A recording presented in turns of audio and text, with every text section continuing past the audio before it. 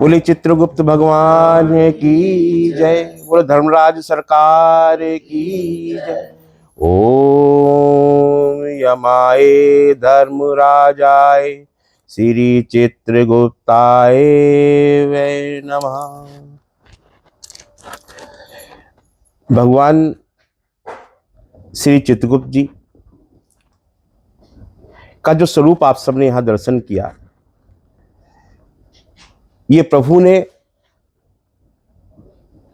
जब प्रभु की दिव्य पीठ को बनाने का हम सबने निर्णय लिया और प्रभु इस पीठ की स्थापना के लिए पहले हमें घुमाते रहे, दौड़ाते रहे, स्थानों को चिन्हित नहीं हो पाए और प्रभु ने जब स्वयं इस स्थान को चिन्हित किया और हमें यहाँ पर आदेश दिया कि कार्य करें और एक कार्य प्रारंभ हुआ, तो प्रभु की महिमा का वर्णन करने के साथ साथ हमने प्रभु का कि प्रभु आपका नाम है चित्रगुप्त। हम लोग प्रभु को चित्रगुप्त के नाम से, केवल सनातन धर्मी नहीं, पूरा संसार, पूरा विश्व प्रभु को इसी नाम से जानता है। और प्रभु है चित्रगुप्त। तो गुप्त कौन है? जो निराकार स्वरूप है। और चित्र कौन है? जो चित्र स्वरूप में हम सबके अंदर भगवान चित्रगुप्त जी विराजमान है। प्रभु का आशीर्वाद मिला और प्रभु की दिव्य भव्य पीठ वृंदावन में स्थापित हुई और यहाँ पर कार्य प्रभु का प्रारंभ हुआ। भगवान चित्रगुप्त जी की महिमा जन जन तक पहुंचाने के लिए श्री चित्रगुप्त पीठ पे हम सभी लोग अपने अपने जिस प्रकार से कार्य किए जाते हैं करके, कथा के माध्यम से, प्रभु की महिमा के वर्णन के माध्यम से और अन्य माध्यमों से प्रभु का प्रचार प्रसार किया जा रहा है। और उसी में भगवान चित्रगुप्त जी का बहुत संक्षिप्त रूप में आप सभी को हम परिचय देते हैं, क्योंकि बहुत से लोग अभी एक फिल्म और ये जो आजकल सीरियल चल रहे हैं, ये सिर्फ हमें गुमराह करते हैं। चाहे व्यक्तिगत जीवन हो, चाहे भगवान का किसी प्रभु का चरित्र हो, इनके माध्यम से गुमराह करने का प्रयास किया जाता है। और एक फिल्म आई ऐसी कि भगवान चित्रगुप्त जी के विषय में लोगों के प्रति कि मन में एक ऐसी भ्रांति पैदा हो गई, उस भ्रांति को मन में धारण कर लिया कि भगवान चित्रगुप्त जी का शायद यही स्वरूप होगा, जबकि ऐसा नहीं है। जब परम ब्रह्म परमेश्वर ने इस सुंदर सृष्टि की संरचना का संकल्प लिया, तो अपने स्वरूप को, अपनी शक्ति को उन्होंने 3 रूप में विभाजित किया। ब्रह्मा, विष्णु और महेश, तीनों देव तीनों माताओं के संग वैकुंठ धाम में विराजमान होते हैं। और ब्रह्मा जी सृष्टि उत्पत्ति कार्य करते हैं, श्री हरि नारायण माँ लक्ष्मी के साथ में लालन पालन का कार्य करते हैं, महादेव माँ शक्ति के साथ में मोक्ष प्रदान करने का कार्य करते हैं। लेकिन सनातन धर्म कर्म प्रधान है और जितने भी सनातन धर्म में कार्य हैं वो सब कुछ कर्मों पर आधारित है।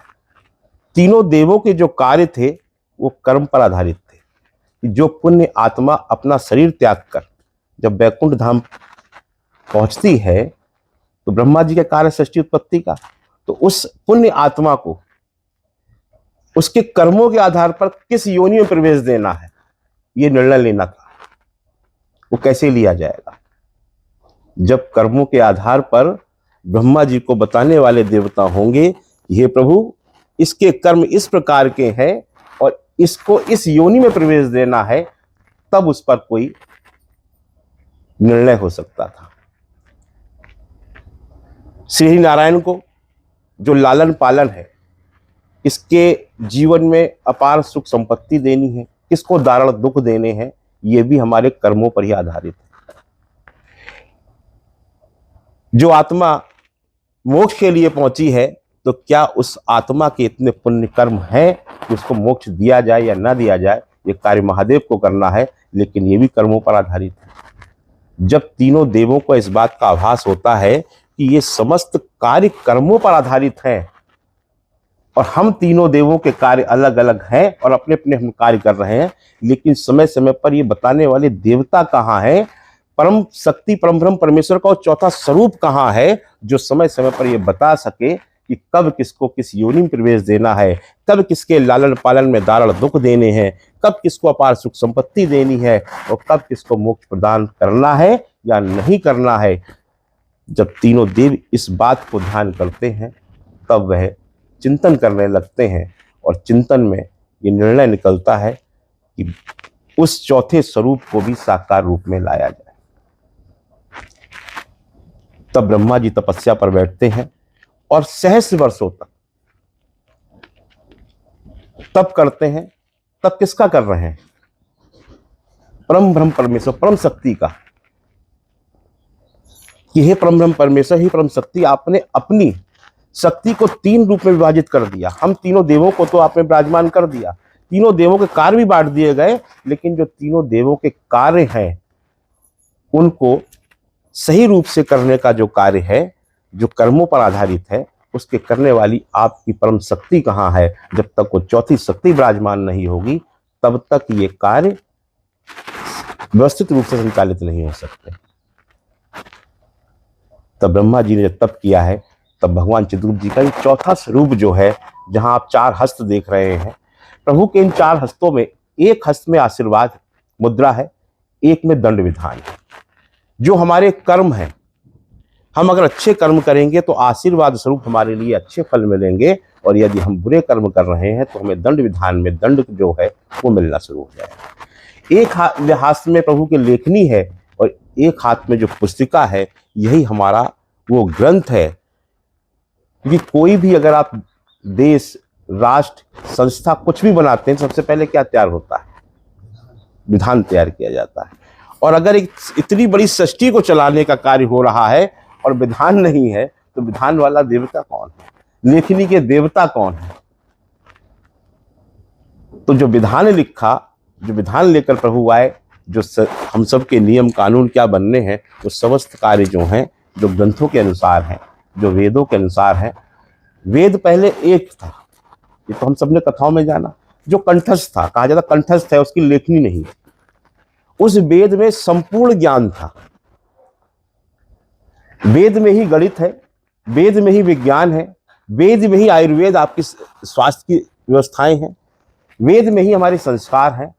उनको जब वेद व्यास जी ने देखा कि एक से आदमी भ्रमित इतना सब कुछ ज्ञान नहीं प्राप्त कर सकता, तो उन्होंने उसी के चार खंड कर दिए, चार वेद बना दिए गए।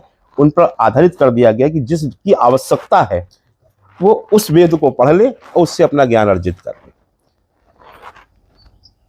तो ब्रह्मा जी जब तप पर बैठे, उन्होंने घोर तप किया, तब परम ब्रह्म परमेश्वर की परम शक्ति जो भगवान चित्रगुप्त जी के रूप में है, जो कभी गुप्त थी, इसीलिए उनको चित्रगुप्त कहा गया। जो गुप्त थे वो चित्र स्वरूप में आए और वैकुंठ धाम में तीनों देवों के साथ चौथे देव विराजमान होकर इस सुंदर सृष्टि की संरचना करने वाले देवों के साथ में व्यवस्थित रूप से चलाने का कार्य जो है वो भगवान श्री चित्रगुप्त जी करते हैं। इसलिए श्री चित्रगुप्त पीठ वृंदावन धाम में यहाँ पर वैकुंठ धाम बनाया जा रहा है। भगवान चित्रगुप्त जी की 51 फीट की प्रतिमा स्थापित हो चुकी है। उसके ठीक सामने ब्रह्मा जी तपस्या करते हुए विराजमान हो रहे हैं, और एक ओर श्री नारायण माँ लक्ष्मी के साथ विराजमान होंगे, और एक तरफ महादेव माँ शक्ति के साथ विराजमान होंगे। और उसके साथ साथ एक परिकल्पना है कि प्रभु की सेवा, प्रभु के द्वारा आशीर्वाद प्राप्त होना है। और देखिए, कोई भी ऐसा व्यक्ति नहीं है जिसके जीवन में कभी ऐसा समय ना हो कि उसके द्वारा कोई पाप ना हुआ, कोई गलती ना हो। गंगा पुत्र भीष्म पितामह, उनके एक जन्म में कार्य होता है कि वो जीवन में चल रहे होते हैं, उनके रास्ते में एक मार्ग पर एक सर्प आ जाता है। वो अपने तीर से उठा के सर्प को एक तरफ कर देते हैं, वो उछल के जाता है और कांटों की झाड़ी में फंस जाता है। और वो उससे निकलने का प्रयास करता है, लेकिन कांटों में जैसे निकलने को फड़फड़ाता है, उसके कांटे चुभते चले जाते हैं। और उतने कांटों में फंसने के बाद वो निकल नहीं पाता, और वो काफी समय तक तिल तिल कर, क्योंकि जब तक सांसें थी, जब तक उसके प्राण नहीं निकलते, तिल तिल कर उसके उस मृत्यु को प्राप्त होता है। तो वो पाप हो गया उनसे। लेकिन गंगा पुत्र भीष्म पितामह जी ने अपने 100 जन्मों में कोई गलती नहीं करी, कोई पाप नहीं करा, इसलिए उस पाप का उनको दंड नहीं मिला। और जब जिसके लिए महाभारत रच दी गई, जब उस काल में गंगा पुत्र भीष्म ने जन्म लिया, मां गंगा के पुत्र बन के आए, और वहां उन्होंने एक पाप कर दिया। अपने नेत्रों से उन्होंने अपनी कुलवधू का चीरहरण दे दिया। राजगद्दी पर विराजमान होने के बाद वो अपने ही परिवार को खंड खंड होते हुए देख रहे थे। वहां जो गलत हो रहा था उसको स्वीकार कर रहे थे, वहां वो गलती करते गए। और जब वो मृत्यु सैया पर आए तो बाणों की सैया थी, और वही जो उस सर्प के साथ हुआ था, वही घटना, वही रूप, वही भगवान चित्रगुप्त जी ने उनको वो दंड उनके इस जन्म में दिया। इसलिए ध्यान रहे कि हम अपने जीवन में, हमें मानव जो काया मिली है, जो मानव शरीर भगवान चित्रगुप्त जी ने दिया है, ये सिर्फ सेवा भाव को दिया है। और हमारी कुंडली में कुछ भी लिखा हो, आप पितृ दोष से ग्रसित हो, प्रभु चित्रगुप्त जी के शरण में आ जाएं, शुद्ध मन के साथ में, शुद्ध विचार के साथ में क्षमा याचना करते हो, हे प्रभु मेरे जीवन में इस जन्म में भी हो सकता है मैंने पाप किए, जो भी पाप कर रहे हैं, पूर्व जन्म में पाप कर रहे हैं, उन सबको मुझे क्षमा करते हुए मुझे मोक्ष देने का कार्य करिए, मुझे क्षमा करिए, मेरे घर में सुख शांति समृद्धि लाइए, मेरे बच्चे संतुष्ट रहे, खुश रहें। तभी होगा जब आप इस जन्म में अच्छे कर्म करेंगे, अच्छे कार्य करेंगे। क्योंकि 100 जन्म भीष्म पितामह जी के बताते हैं कि उन्होंने इतने अच्छे कार्य किए कि उनको दंड नहीं मिला। जिस जन्म में गलत कर दोगे, उसी जन्म में उस पाप के भागी बन के उसका दंड आप लोगों को मिलेगा। तो हम सबको ध्यान रखना है कि अपने इस जीवन के अंदर जो हम लोग कर रहे हैं, इसमें इतना अच्छा करें कि अपने जानबूझकर या अनजाने में किसी के लिए हमसे दुख ना पहुंचे, किसी को कष्ट ना हो। हम अगर किसी का भला ना कर पाए तो उसका बुरा भी ना करें। बस इन्हीं श्रद्धाओं के साथ, इसी मन में भावनाओं के साथ अगर चलेंगे तो भगवान चित्रगुप्त जी का ये दंड वाला कार्य कभी नहीं होगा। हमेशा उनका आशीर्वाद वाला हाथ हम लोगों के ऊपर चलता रहेगा। हम सबको आशीर्वाद मिलते रहेंगे और हम सब लोग अपने इस जीवन में सुख समृद्धि के साथ, यश के साथ, वैभव के साथ अपने जीवन का भी यापन करेंगे, अपने परिवार का जीवन यापन करेंगे। और यही प्रभु का संदेश है। और इस घोर कलयुग में जब कल्कि अवतार होना था, उस कल्कि अवतार से पहले भगवान चित्रगुप्त जी स्वयं मृत्यु लोक पर पधार गए। तो कुछ बड़ा होने वाला है। और जब से भगवान चित्रगुप्त जी की पीठ का कार्य प्रारंभ हुआ है, वास्तव में विश्व में एक नया परिवर्तन शुरू हो चुका है। क्योंकि केवल ये भारत के देवता नहीं है, केवल ये हिंदुओं को देवता नहीं है, केवल ये सनातनियों के देवता नहीं है। इस मृत्यु लोक से देवलोक तक जितने भी देव और जितने भी मृत्यु लोक पर प्राणी हैं, सबको उनके कर्मों के आधार फल देने वाले देवता हैं। बुरा करेंगे तो दंड देंगे, अच्छा करेंगे तो आशीर्वाद मिलेगा।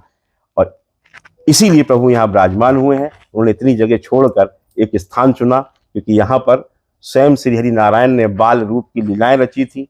और यहाँ से ही गीता का सार जो सनातन के लिए दिया गया है, तो कुछ अच्छा कार्य होने वाला है, बड़ा होने वाला है। और जो भारत की बात होती है कि वो अब जो है विश्व गुरु बनेगा, और भारत में द्वारा सद्भावना प्रेम के साथ में, और जो राक्षस हैं, जो दैत्य हैं, उनका अंत होगा और अधर्म का नाश होगा। और भगवान चित्रगुप्त जी के आशीर्वाद से यहाँ धर्म का प्रचार प्रसार होते पूरे संसार में प्रभु का धर्म स्थापित होगा। जय श्री चित्रगुप्त, जय जय श्री।